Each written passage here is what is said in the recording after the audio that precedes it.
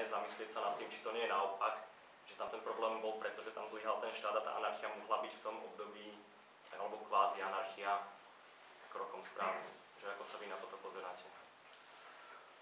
Tak určitě my nenajdeme na světě příliš mnoho zemí, kde by nevládly, nebo které by nebyly kontrolovány státními systémy. A Somálsko je takovou zajímavou případovou studií, kde stát byl, který byl tyranický, rozpadl se a v důsledku obav z opětového nastolení státu, které ti lidé měli, protože zkrátka se báli toho supervoka, který se tak choval, tak raději zvolili jakýsi návrat před státnímu způsobu řešení sporů, soudy a tak dále. A řada lidí očekávala ohromné problémy a ukázalo se, a bylo o tom napsáno řadu knih a statí, že ku podivu se tam ustanovil řád společenský, že tam začaly investovat firmy, že tam začaly vznikat telefonní společnosti, nejlevnější volání z Afriky je ze Somálska, že zkrátka jako to, co by ekonom jakoby předvídal, že válka je drahá a proto budou jako soukromě dodávány všechny ty služby od budování silnic a rozvoje přístavů a ono se to začalo dít. Čili je to překvapivé, když se podíváte jako na data a na ty články, co se tam přesně stalo. A porovnáte to s tím, co dělali jakoby kulturně podobné státy v sousedství. Tak zjistíte, že v mnoha ohledech ten život v tom Somálsku byl lepší. A já nevím, co se tam teď změnilo za posledních pár jako měsíců a pár let, protože ta situace je tam velmi jakoby, nestabilní kvůli tomu, že se tam permanentně snaží ten stát jako ustanovit. Ale zkrátka v situaci, kdy vy si uvědomíte, že stát může chránit teoreticky, ale může i krást, tak už z toho vyplývá, že jako ne za všech okolností je dobrý ten stát mít. A právě na porovnání jako s území, kde to jednání těch států je jakoby v našich očích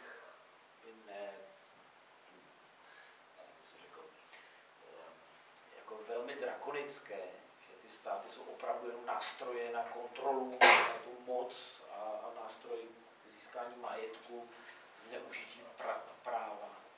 Tak když porovnáte jako kvalitu života ve státě s predátorským státem a kvalitu života lidí na místě, kde není stát a ty služby jsou tam soukromé, tak můžete zjistit, že zkrátka ta somálská anarchie je lepší než jako stát. A zase to není žádná překvapivá myšlenka. Nebo respektive, že to by nás nemělo překvapit, že to může nastat. Protože zkrátka stát není z definice institucí konající dobro. Když si tohle uvědomíme a získáme jako realistický pohled na to, co stát dělá, to prostě je jenom normální, že někdy je lepší ho nemít. Protože to soukromé predátorství, které vždycky nějaké bude, může být prostě lépe zvladatelné, než to státní predátorství. Ještě něco?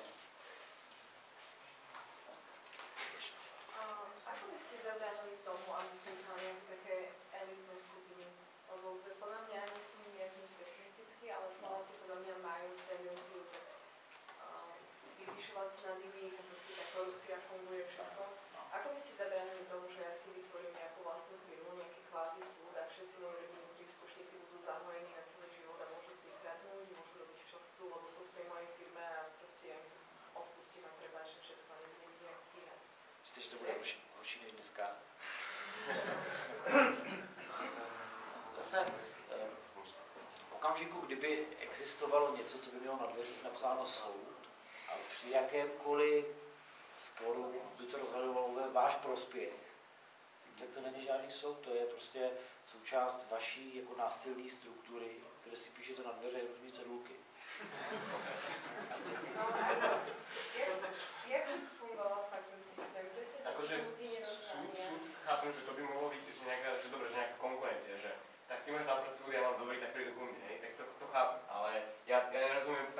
akože, ale je jasné, že keď nejakým veciam nerozumiem, tak to neznamená, že to nemôže byť.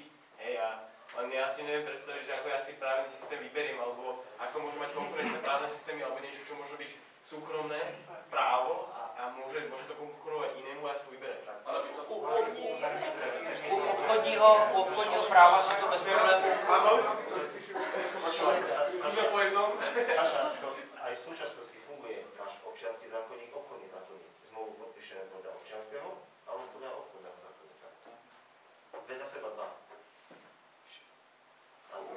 U těch obchodních vztahů to je přece snadno představitelné, ne? Jako v kontraktu máte nějakou doložku o tom, jak se bude řešit spor, podle jakého systému práva.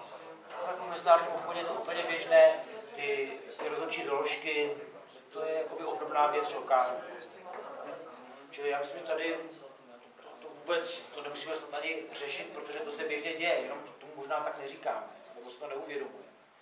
Že ono i dnes jako nějakou možnost máme.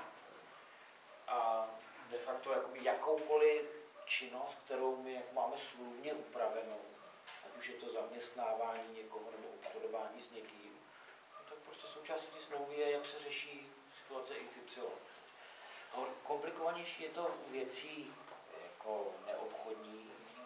A tady, já říkám, by to bylo, odhaduju, že by to byla záležitost těch pojišťoven, protože vy si najímáte službu, že vás někdo bude vám pomáhat řešit vaše konflikty a ta pojišťovna bude prodávat tenhle ten produkt a vy si ho koupíte jenom tehdy, když ona vám to jakoby vysvětlí, jak úžasně je schopna vaše problémy řešit na jakýmkoliv místě na světě třeba. Tím pádem, že jakoby ta pojišťovna bude vaším agentem, který vám připraví rychlá řešení problémů, ke kterým může dojít. Do toho máte jakoby, pohyb, jakoby, fyzický pohyb po městě, ochrana před zločinem, to myslím není vůbec jako problematické, protože vy chodíte po něčem, co něčí je, čili jako někdo, když jdete do toho supermarketu, tak tam jako jsou ochranné agentury, které vás chrání před zločinem. A to je jako ten princip, že když jdete po dálnici, tak vás jako součástí toho je kontrakt, jak vypadá to, když se stane třeba jako havárie, nebo když vás tam někdo přepadne, nebo něco takového. Zkrátka, že dneska člověk velmi málo přichází do styku s lidmi, se kterými nemá přímo nebo nepřímo nic společného. Většinou jste v kontaktu, buď se znáte, máte smlouvu, zaměstnavatel, anebo jste klienty stejné pojišťovny, nebo se znají ty pojišťovny, jenž vy nenarážíte na cizince. Je máte a všemi těmito jakoby, těmi prostředníky, těmi pojišťovnami, máte jakoby připravené mechanizmy řešení. A na cizince vesměs jakoby nenarazíte. A kdyby byla, představte si, že někde nějaký jako dnes, že nějaký stát, kde třeba Somálsko, tam vás nikdo nepojistí, když budete do Somálska, protože prostě tam oni nemají jako s kým komunikovat, tak prostě nepojedete do Somálska. Protože prostě tam by to bylo na vás, abyste se chránil, člověk tohle neumí, vyhýbá se riziku a proto prostě tohle pro ně bude divočina. Bude civilizovaný svět. A on se bude pohybovat v civilizovaném světě. Takže ja myslím, že poisťovna, ktorá by mohla dať na billboard, dostali sme slotu do basy, tak tej by sa veľmi dobre darilo, nie? A ako by to fungovalo také kriminality, ako neviem, vraždy, napríklad ten potenciálny vrah by mal uzavretú nejakú zmluvu vopred? Stále boli poistení. Jste taky pojištěná. Vy máte... No, ale prostě niekto z ulice, náš bezdomovec, čo nemá poistenie žiadna a tým páchá kriminálnu. Víte, pro životní pojistku můžete... Já jako chápu, na co se ptáte.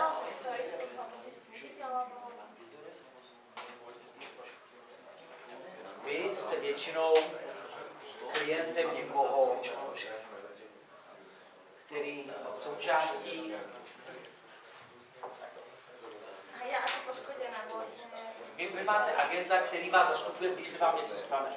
A to jsou experti na jako domáhání se práv. Ten obviněný bude studený podle mojich pravidel. Představte si to takto. Je jakoby těžko představitelné, že by jakoby ta různost toho jakoby systému vymáhání spravedlnosti byla úplně nekompatibilní. Jakoby, že by, poslouchejte mě, nebavte se, když tak ještě chvilku vydržte. Že by jako jedny, jako jeden by měl, jako, že by žili by vedle sebe dva lidi, kdy jeden by žil v systému, vraždím každého na potkání, a druhý si myslel, já jsem v systému, jako jsem hrozně milý člověk. No?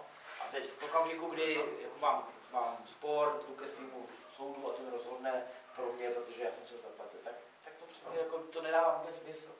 Jinými slovy, je to něco, co i dnes třeba zažíváme při jako cestování do zahraničí. Vy jedete na dovolenou do třeba muslimských zemí a víte, jaká jsou jakoby podobná pravidla, to znamená, že jako,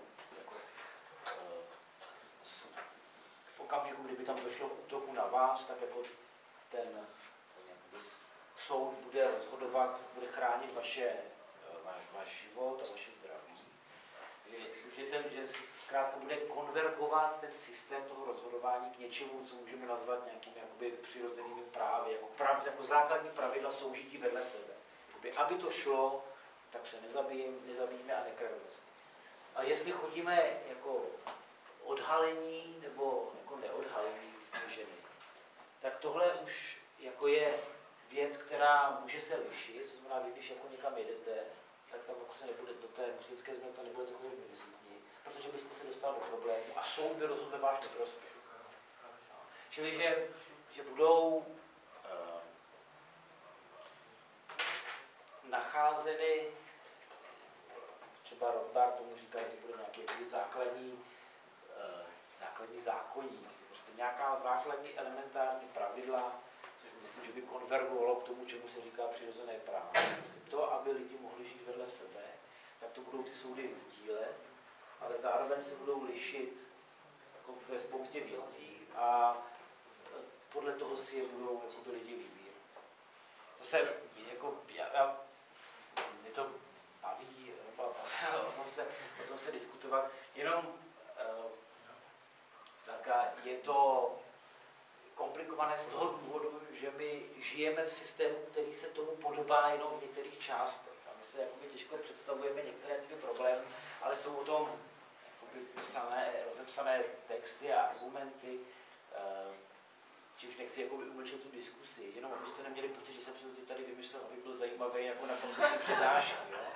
To, co vás napadá, to jako je 50 let mluví a teď se na to snaží odpovídat a teď si říkají, no ale jako v téhle situaci je to komplikované a tak dále. Ale to je de facto jako jediné, co já po vás chci. Abyste si jakoby uměli představit anebo přemýšleli si o tom, jak by konkurenční systém mohl vypadat jinak než systém monopolního vymáhání spravedlnosti. Kdo by byl k čemu motivován, co by určitě nenastalo, protože je to jako tak divný, že by to určitě nikdo nechtěl. Znamená, a na druhé straně, k čemu by ten systém asi pomalu by dospíval, co se zdá takové rozumné vyřešení toho, že každý z nás má jakoby jinou představu o té spravedlnosti, nicméně právě proto, že my bychom se jako spolu takhle napřímo jako těžko domlouvali. Proto my najímáme ty experty, to jsou ti soudci, kteří budou soudci jenom tehdy, budou mít důvěru obou stran, budou mít tu reputaci té nezaujatosti. A že tohle jsou základní stavební kameny.